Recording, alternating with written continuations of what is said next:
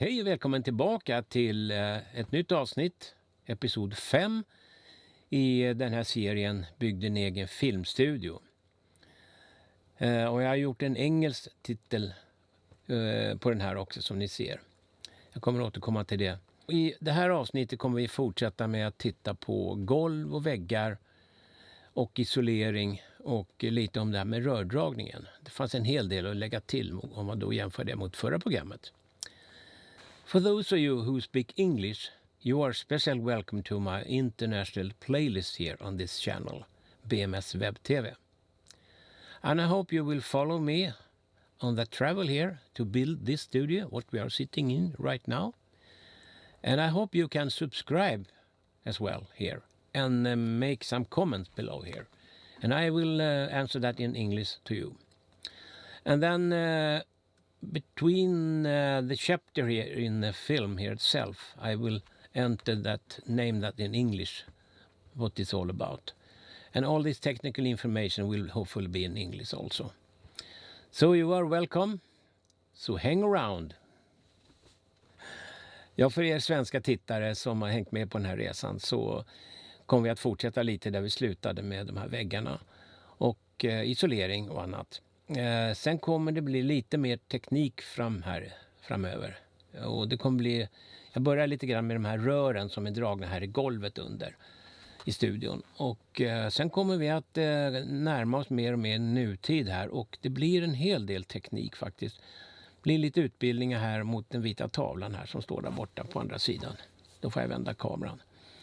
Men jag tror vi börjar direkt och titta på där vi slutade förra gången. Häng med!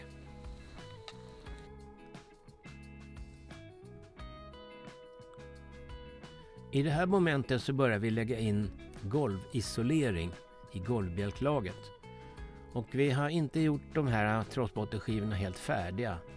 Utan det gjorde vi efterhand nu så att vi la på sen isoleringarna. Och vi ville inte riskera att trampa sönder golvet här. Det vore ju lite olyckligt. Ja nu Björne, nu har vi nästan lagt hela golvet. Ja, det var ett... Många dagar tog det så här långt? 3 dagar? 4?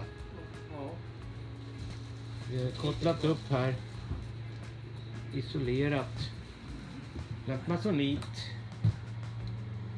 Tejpat. Det är lite överkull kanske men...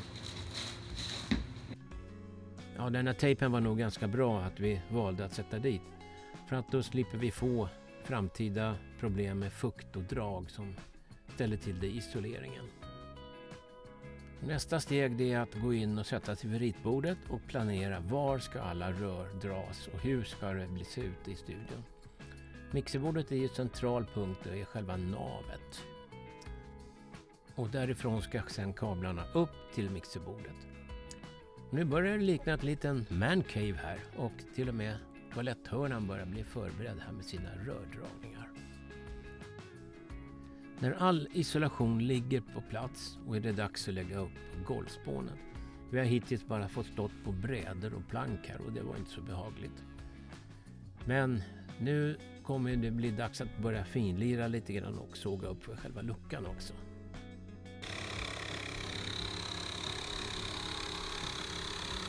Björne som är grym på det mesta, han använder sticksåg för att såga ut för själva luckan här. Men jag fick nöja mig att hålla i dammsugaren. Och när golvet ligger på plats, då är det dags att tejpa upp lite för den tänkta utrustningen här. Och vi har inte filmat allting, men vi har lagt in isolering överallt här och satt upp också en plastfuktspärr på ena väggen här. Och det kommer vara flera lager som kommer att läggas på här. Gips och det kommer bli brädor och lite annat. Ja, nu står jag här och med teknikens hjälp och tidsmaskinens hjälp har jag förflyttat mig till den 9 november 2018. Och jag står här nu mitt i rummet där då mixerbordet så småningom kommer att hamna här. Som ni ser så har vi fått upp isolering på väggarna, det första lagret. Och det kommer sedan ett ytterligare lager. Först blir det en plastfolie som fuktspärr, sen blir det ytterligare isolering och sedan avslutningsvis en ljuddämpande funktion för att slippa den här reflektionen.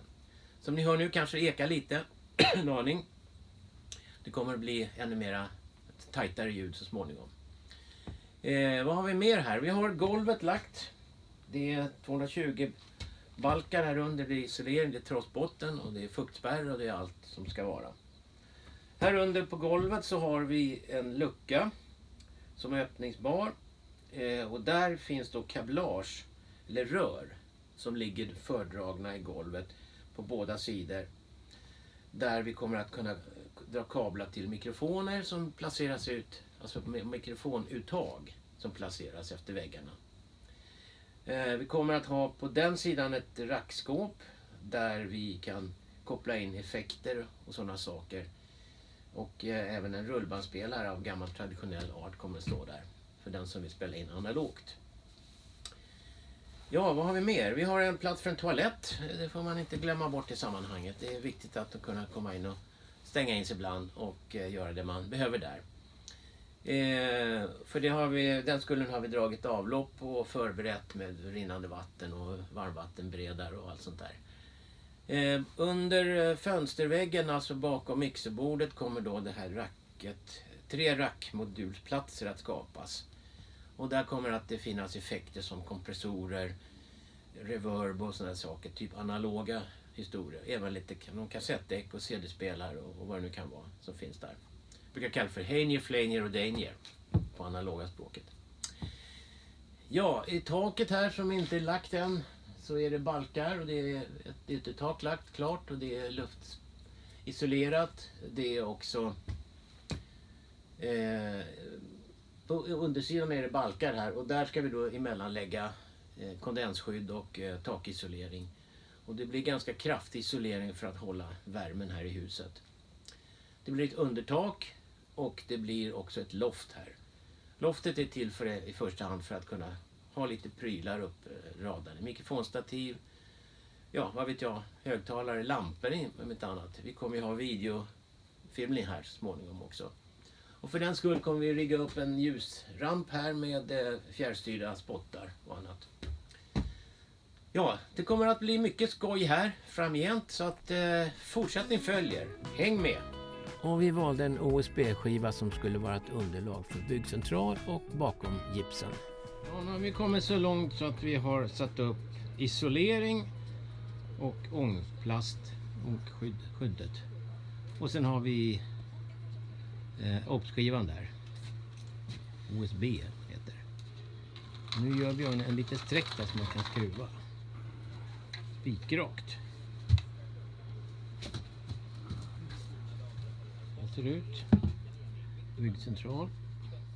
En byggcentral tycker jag faktiskt att det är värt att påminna om att det ska man ha. Man ansluter den via en inkommande kabel, en gummikabel. Helst säkrat med 16 ampere in. Och i själva centralen har vi säkringar på 10 ampere då, som brukar funka för de flesta maskinerna. Ja, nu är all spån uppsatt. Ända upp till tak. Nu ska det gipsas. Då får vi jacka ut för rören.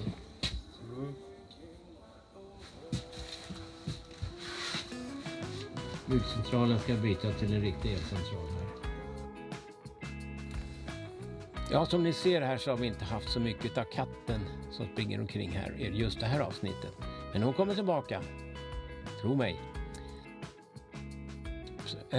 Jag har väl inte så mycket tittarkommentarer den här veckan. Men att jag har fått liten propå från en tittare att det går fort i svängarna här. Och ja, det har blivit en veckas mellanrum. Jag ska försöka hålla det tempot om det går. Så att tack för att du skriver.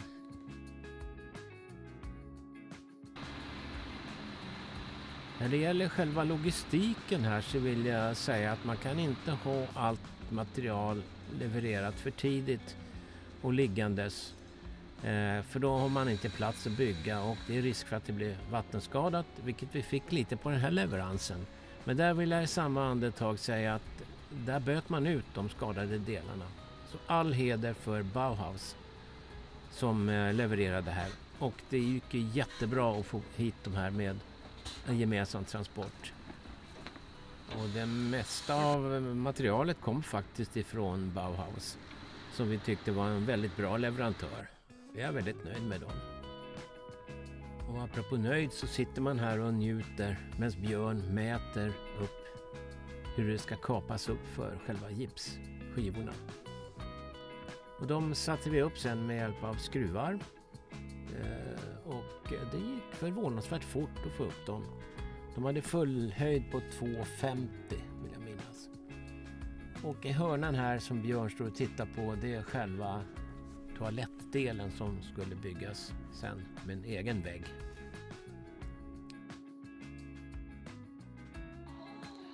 Ja, nu är det veckorapport igen i studion.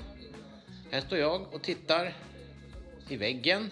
Det är inte mycket att se mer än en massa vägg som cirklar runt bakom mig här. Och om man tittar uppåt så är det fortfarande inte riktigt fullt med gips. Men det kommer att komma på plats. Det tar en stund. Det går förhållandevis fort trots allt. Fixa det.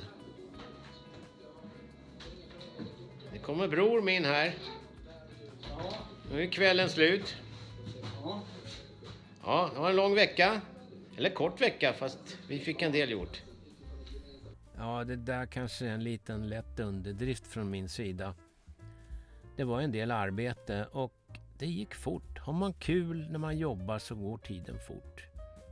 Och nu när jag sätter ihop det här materialet flera år senare så tycker jag att det var nog rätt mycket vi gjorde. Men tiden går fort när man har roligt och det hade vi. Och det blev ju också lite sällskap för grannar som tittade in. Och det vart ju nästan en liten man cave när man kan sitta och njuta tillsammans så här. Sen vill jag också säga att du som är pensionär eller kanske ska gå i pension, det här kan vara någonting för dig kanske. Är du intresserad av bygge och musik till exempel så kan du bygga din egen studio hemma på din egen bakgård.